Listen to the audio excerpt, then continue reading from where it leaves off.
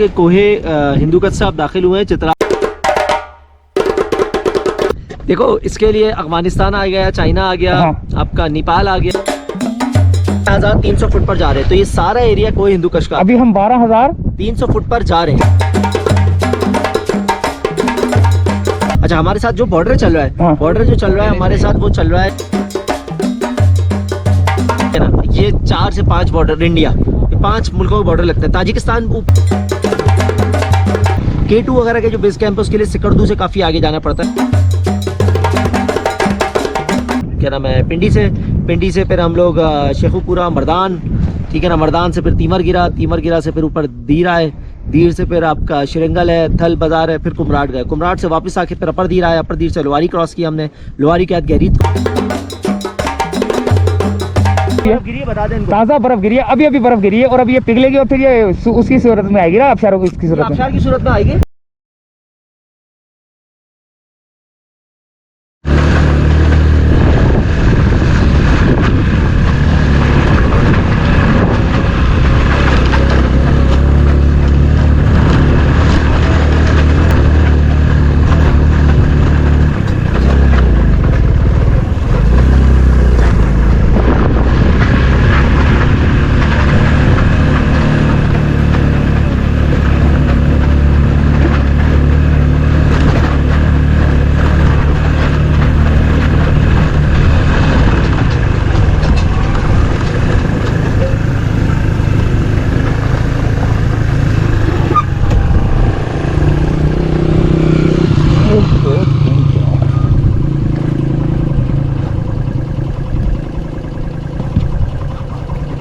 ये बर्फ है ना, पीतल। तुम लोग उल्टी बात ही बोलते हो बदबख्तो। ये अभी पिघल के बारिश वो बनेगा, यहाँ से सारा बहता हुआ आएगा। तो फेंक कर आ रहे थे ये हम उठा के लेकर रास्ते से। कौन गिरा था? इनकी बाइक से गिरा है ये। बहुत जबरदस्त। चाचा चले जाओ वहाँ पे, उस तरफ, यहाँ हो जाओ ना चाचा, ताकि गैप खत्म हो। इधर आ जाओ।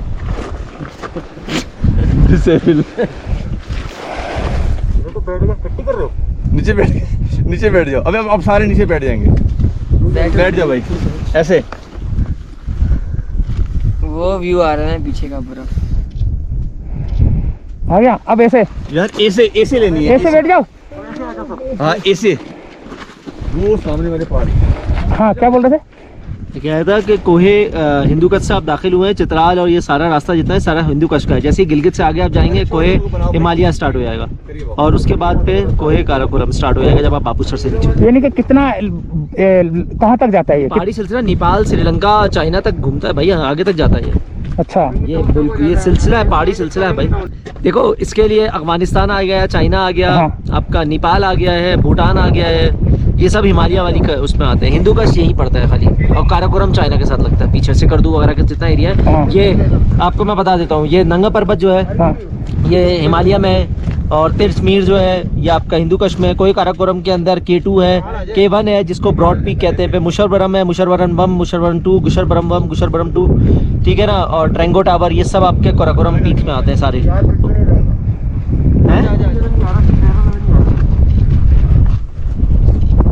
अस्सलाम वालेकुम। वालेकुम अस्सलाम रहमतुल्लाह। अच्छा, ये हमारे उस्मान भाई हैं, तो ये हमें लीड कर रहे थे, तो काफ़ी नॉलेज है इनको, हमें तो कोई नॉलेज नहीं है। जहाँ पे इन्होंने बोला कि आहिस्ता, वहाँ पे आहिस्ता, इसका मतलब आगे खतरा।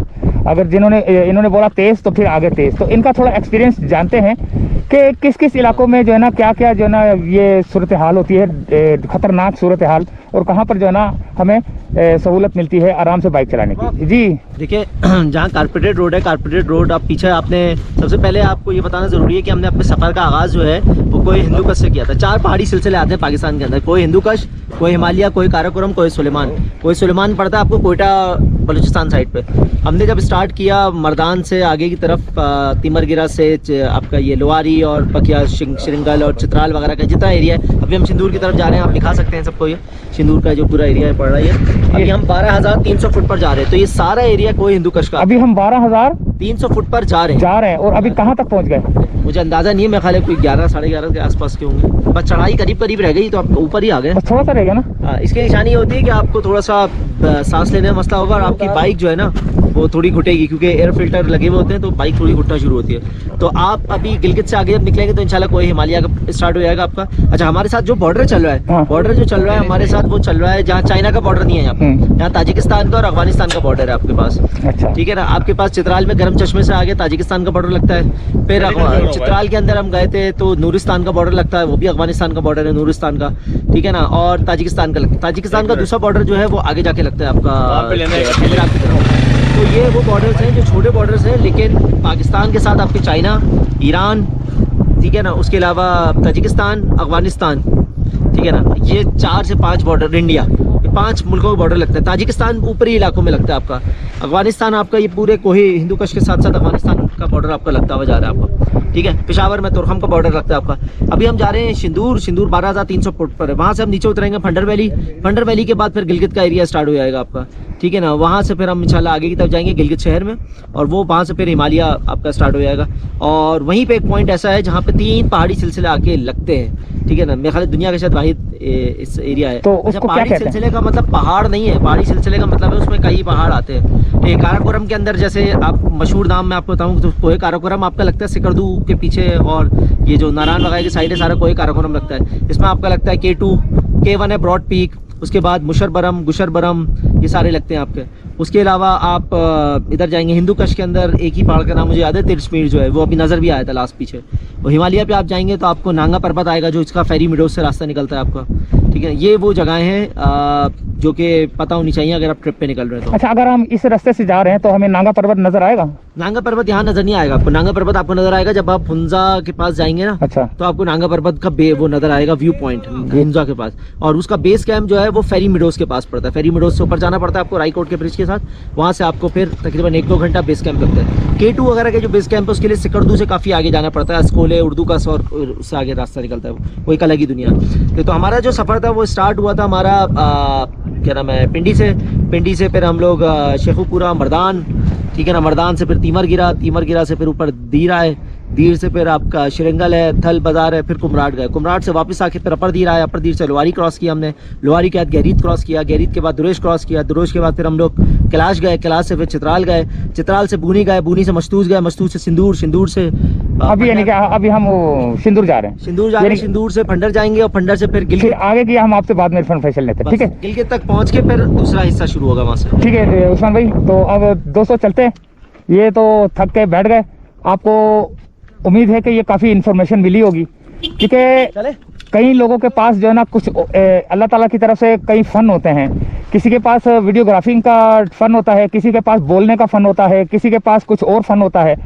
तो इन्होंने जो इन्फॉर्मेशन दी तो वो आपको पता लगा होगा, सामने ग्लेशियर के वो बर्फ गिरी हुई है, ताज़ा बर्फ गिरी है, अभी बर्फ गिरी है, और अभी ये पिघलेगी और फिर ये उसकी सूरत में आएगी ना, आबशार की सूरत में आएगी। हाँ। और अभी आपको सबसे ज्यादा बर्फ मिलेगी बाबूसर टॉप पे। बाबूसर टॉप है 13,200 फुट या 13,600 फुट ऐसी कुछ है, वहाँ आपको बर्फ मिलेगी, तकरीबन 8 से 10 फुट बर्फ मिलेगी वहाँ पर। 8 से 10 फुट बाबूसर टॉप पे जो है ना हमें बर्फ मिलेगी, तो वहाँ भी देखेंगे कि ये अभी हमें सुबह नाश्ते के दौरान यही बोल रहे थे कि आगे ठंड हो जाएगी, कुछ पहन लो, तो देखते हैं, चलो।